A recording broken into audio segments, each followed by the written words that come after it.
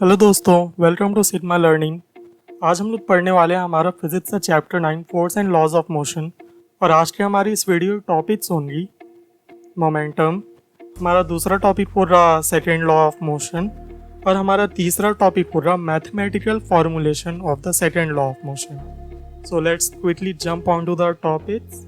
इसमें पहला पॉइंट आता है the impact produced on a moving body depends upon its mass and velocity. मतलब किसी भी मूविंग बॉडी का जो भी इम्पैक्ट हो रहा वो उससे डायरेक्टली मास या उसकी वेलोसिटी पे डिपेंड करेगा। मतलब अगर उसका मास ज़्यादा है या उसकी वेलोसिटी ज़्यादा है तो उसकी इम्पैक्ट जो होगी वो भी ज़्यादा ही होगी, राइट। फॉर एग्जांपल अगर हम देखें यार, तो जो बुलेट है वो अगर बहुत ही हाई वेलोसिटी में फायर करते हैं तो सिंस उसका साइज़ भले ही छोटा है, उसका मास भले कम है, बट उसकी वेलोसिटी बहुत ज़्यादा है, इसलिए उसका इम्पैक्ट इतना ज़्यादा होता है कि वो किसी भी एक पर्सन को किल कर सकता है, right. So let's jump on to our next topic. हमारा अगला टॉपिक है यार मोमेंटम। अब मोमेंटम क्या होता है?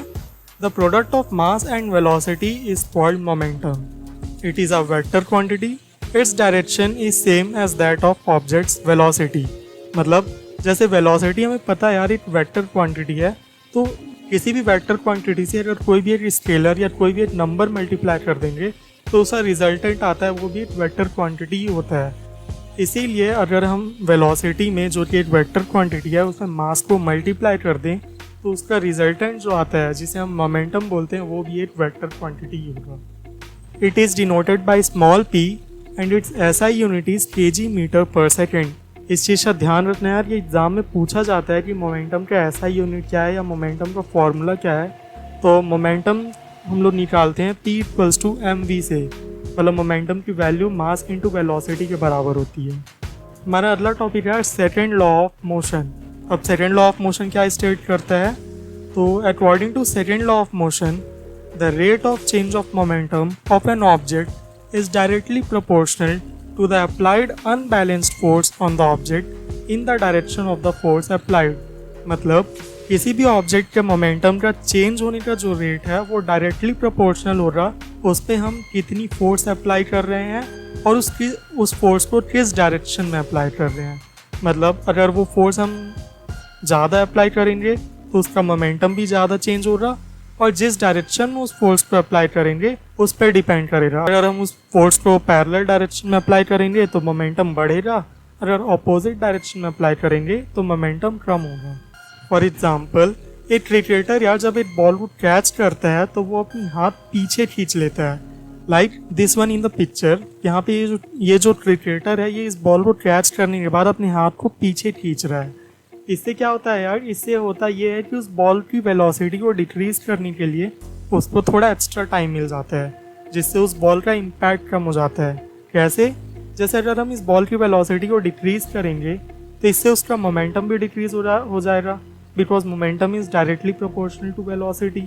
हमने पिछले ही टॉपिक पे ये देखा था।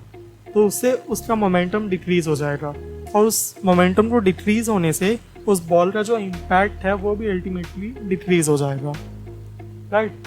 सो let's quickly jump on to the next topic. हमारा अगला टॉपिक है mathematical representation of the second law. अब ये क्या बोलता है?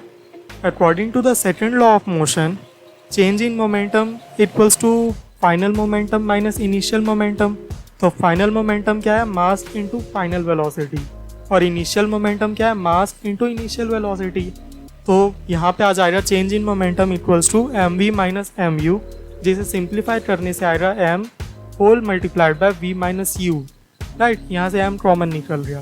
नाउ हमें पता है किसी भी चीज़ का रेट ऑफ चेंज निकालने के लिए हमें उसको टाइम से डिवाइड करना पड़ता है, टोटल टाइम टेकन से डिवाइड करना पड़ता है। तो हम यहाँ पे अगर rate of change of momentum निकालें तो आ जाएगा m v minus u divided by t। तो अब हम ये भी जानते हैं यार कि rate of change of momentum equals to force, तो rate of change of momentum को हम फोर्स भी बोल सकते हैं। तो फोर्स आ जाएगा यहाँ पे m v minus u divide by t। Now proportionality के साइन को हटाने के लिए हमें प्रोपोर्शनैलिटी कांस्टेंट लगाना पड़ता है। तो यहाँ पे प्रोपोर्शनैलिटी कांस्टेंट हो जाएगा k। तो force equals to k m v minus u divided by t। Now v minus u divided by t क्या होता है? Change in velocity upon time. Now हमें पता है change in velocity upon time होता है एक्सेलरेशन। तो अल्टीमेटली फोर्स क्या हो जाएगा, K into M A. Now since force कैसा यूनिट होता है, न्यूटन। अब 1 न्यूटन इक्वल्स टू या 1 unit of force equals to K into 1 kilogram of mass which is moving at a speed of 1 metre per second square. तो इससे यहाँ K की value आ जाती है 1। तो अल्टीमेटली फोर्स का फॉर्मूला होता है F equals to M A. Therefore हम ये कंक्लूड कर सकते हैं कि सेकेंड लॉ ऑफ मोशन से या सेकेंड लॉ ऑफ मोशन को यूज़ करके हम किसी भी ऑब्जेक्ट में लगने वाली फोर्स को कैलकुलेट कर सकते हैं by using formula F equals to M A. यहाँ पे फोर्स का ऐसा यूनिट होता है न्यूटन, जिसे हम N से भी डिनोट करते हैं, वेयर 1 न्यूटन इक्वल्स टू या 1 N equals to 1 kilogram metre per second square. So that's all for today's video guys. अगर आपको ये वीडियो पसंद आता है तो प्लीज़ इसे लाइक कीजिए, अपने दोस्तों में भी शेयर कीजिए, और आपकी अगर कोई भी क्वेरीज हैं या कोई भी आपको डाउट है तो आप नीचे कमेंट सेक्शन में लिख सकते हैं, या आप हमें हमारे कोरा स्पेस में भी फॉलो कर सकते हैं, जिसका लिंक आपको डिस्क्रिप्शन में मिल जाएगा। वहाँ पे हम बहुत ज़्यादा एक्टिव रहते हैं और आपके सारे डाउट्स क्लियर करते हैं। And last but not the least, आप हमारे चैनल को सब्सक्राइब कर सकते हैं। Thank you very much.